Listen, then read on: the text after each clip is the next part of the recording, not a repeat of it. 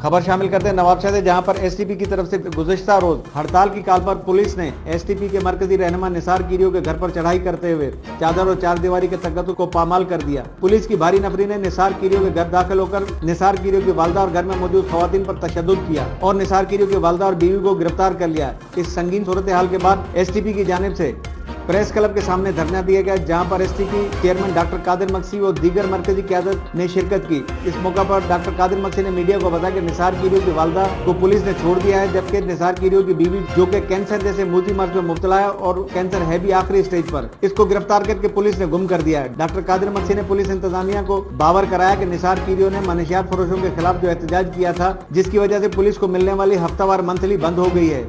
Police ने इस हड़ताल की आड़ में अपना बदला लिया है। या भंड बरादरी के जख्मियों को जो कि नवाबगंज में एहतजाज करने पर सिंध हुकूमत की तरफ से आताब नाजिल कर रही है। ऐसा कहीं भी नहीं हुआ कि पुलिस इतनी जुर्रत का मुजाहरा करते हुए कि एसटीपी के जिले दफ्तर में तोड़फोड़, कंप्यूटर और फोटोस्टेट मशीन चोरी कर ली।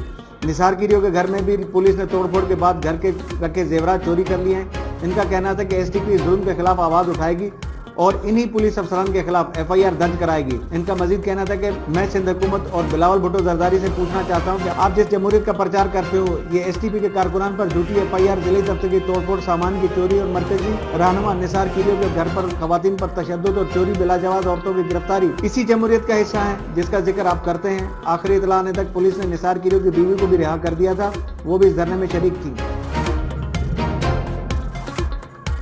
मजीद खबरों और अपडेट्स के लिए देखते रहिए हमारा YouTube चैनल HRJDO न्यूज़।